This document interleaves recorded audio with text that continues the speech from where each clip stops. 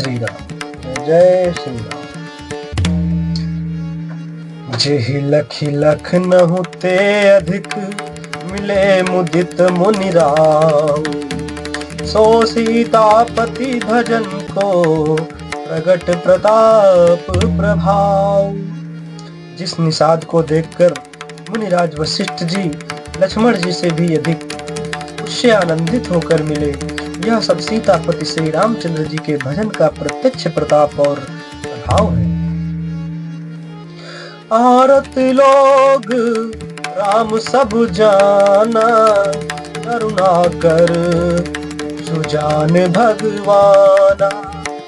जो जहि भाए रहा अभिलाषी, तहि तहि कै तसी तसी रुख राखी।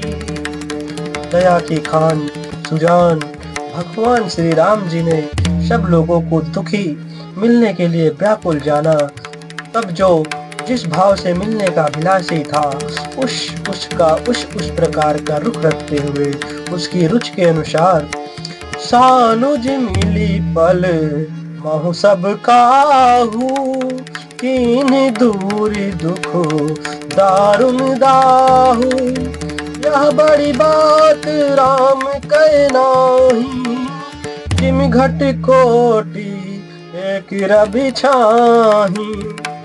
उन्होंने लक्ष्मण जी सहित पल भर में सब किसी से मिलकर उनके दुख और कठिन संताप को दूर कर दिया।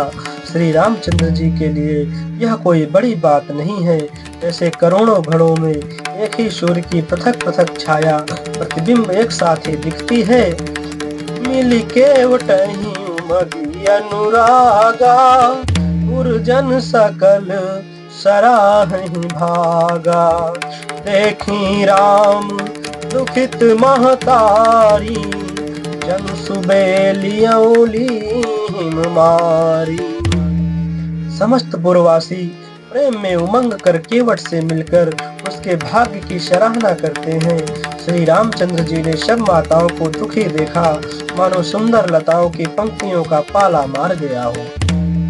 प्रथम राम भेटी कैकेयी, सरल सुभाए भगति मति भेई।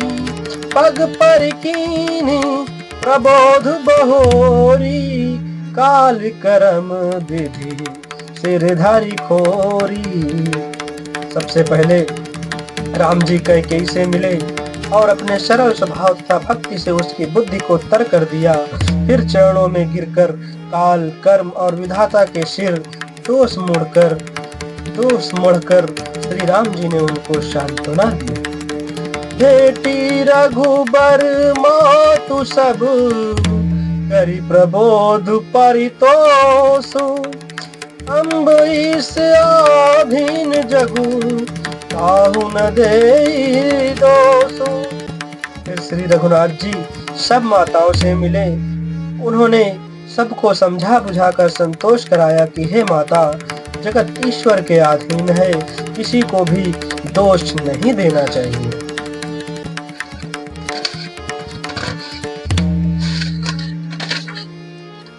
गुरुति पद बंदे दुह भाई, सहित विप्रति जे संग आई।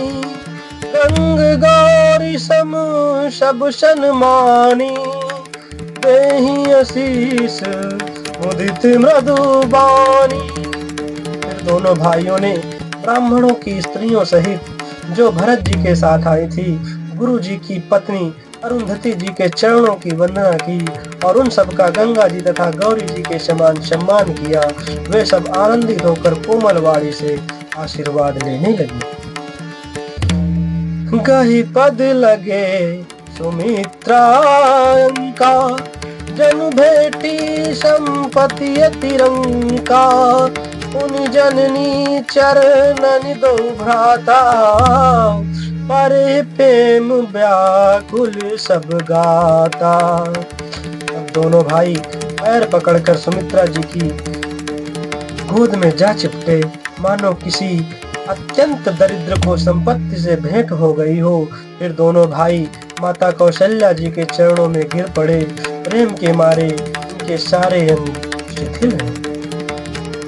अति अनुराग अंबुर लाए, नयन स्नेह सलिल अनुआए। एहि अवसर कर हरस विषादु, तिमि कभी कहे मुँह की जिमि स्वादु। बड़े ही स्नेह से माता ने उन्हें हृदय में लगा लिया और नेत्रों से बहे हुए प्रेम अश्रुओं के जल से उन्हें नहला दिया। उस समय के हर्ष और विषाद को कवि कैसे कहे, जैसे गूंगा स्वाद को कैसे बतावे। मिली जननी सानुज रघुराऊ, गुरुसन कहो कि धार्य पाऊ। पुरजन पाई मुनीस नियोगु, जल थल तकी तकी उतरे लोगु।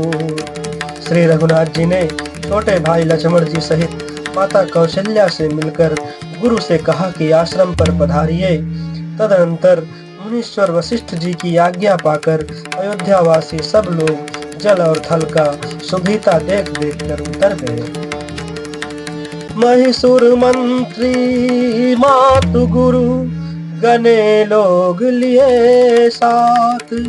पावन आश्रम गयनु कियो, भरत लखन रघुनाथ। ब्राह्मण, मंत्री, माताएं और गुरु आदि गिने चुने लोगों के साथ लिए हुए भरत जी, लक्ष्मण जी और श्री रघुनाथ जी पवित्र आश्रम को चले। सिय आई मुनि बर पग लागी, उचित आशीष लही मन मागी। गुरुपतिनि मुनि तिन समेता, मिल पे मुँह कही जाई न जेता। सीता जी आकर मुनि श्रेष्ठ वशिष्ठ जी के चरणों लगी और उन्होंने मन मांगी उचित आशीष पाई। फिर मुनियों की स्त्रियों सहित गुरु पत्नी अरुंधति जी से मिले। उनका जितना प्रेम था वह कहा नहीं जाता। बंदी बंदी पग सी सब ही के, आशीर्वचन लहे प्रिय जी के। सासु सकल जब सिय निहारी, मूंदे नयन सहमी सुकुमारी। सीता जी ने सभी के चरणों की अलग अलग वंदना करके अपने हृदय को प्रिय अनुकूल लगने वाले आशीर्वाद पाए। जब सुकुमारी सीता जी ने सब सासुओं को देखा, तब उन्होंने सहम कर अपनी आंखें बंद कर ली। परी बधिक बस मनहु मरारी, ताह कीन कर तार कुचाली। तिन सिय निरखी निपटी दुख पावा, सो सब सहय जो दैव सहावा। सासुओं की बुरी दशा देखकर उन्हें ऐसा प्रतीत हुआ मानो राजहंसनियां बधिक के वश में पड़ गई हो। मन में सोचने लगी कि कुचाली विधाता ने क्या कर डाला। उन्होंने भी सीता जी को देखकर बड़ा दुख पाया। सोचा जो कुछ दैव सहावे वह सब सहना ही पड़ता है। जनक सुता तब उर्धर धीरा, नील नलिन लोयन भरि नीरा। मिली सकल सासुन सिर जाई, नहीं अवसर करुणा मही छाई। तब जानकी जी हृदय में धीरज धरकर नील कमल के समान नेत्रों में जल भरकर सब सासुओं से जाकर मिली। उस समय पृथ्वी पर करुण रस छा गई। लागी पग शबिन सिय, भेटति अति अनुराग। हृदय असी सही प्रेम बस, रही हूँ भरी सुहाग। सीता जी सबके पैरों लग कर अत्यंत प्रेम से मिल रही हैं और सब सासुएं स्नेहवश हृदय से आशीर्वाद दे रही हैं कि तुम सुहाग से भरी रहो, अर्थात सदा सौभाग्यवती रहो। विकल स्नेह सिय सब रानी, बैठन सबहि कहु गुरु ज्ञानी। कही जग गति माइक मुनिनाथा, कहे कछुक परुमारथ गाथा। सीता जी और सब रानियां स्नेह के मारे व्याकुल हैं। तब ज्ञानी गुरु ने सबको बैठ जाने के लिए कहा। फिर मुनिनाथ वशिष्ठ जी ने जगत की गति को माइक कहकर, अर्थात जगत माया का है, इसमें कुछ भी नित्य नहीं है, ऐसा कहकर कुछ परमार्थ की कथाएं बातें कही। नप कर सुरपुर गवनु सुनावा, सुनि रघुनाथ सह दुख पावा।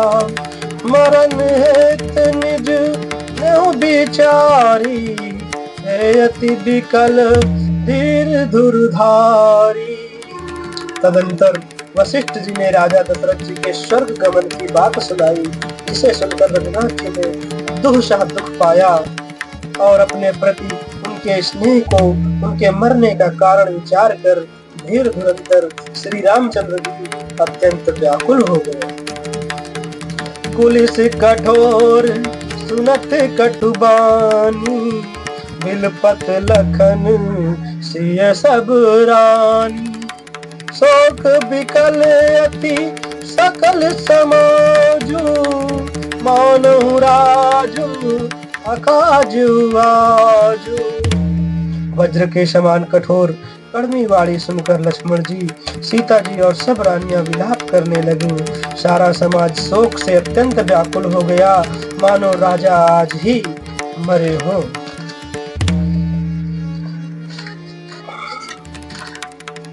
मुनिबर बहुरी राम समझाए, सहित समाज सुसरित नहाए। व्रत निरंबुते ही दिन प्रभु कीन्हा, मुनिहु कहे जलु काहु न लीना। फिर मुनि श्रेष्ठ वशिष्ठ जी ने श्री राम जी को समझाया। तब उन्होंने समाज सहित श्रेष्ठ नदी मंदाकिनी जी में स्नान किया। उस दिन प्रभु श्री रामचंद्र जी ने निर्जल व्रत किया। मुनि वशिष्ठ जी के कहने पर भी किसी ने जल ग्रहण नहीं किया। जय श्री राम, जय श्री राम।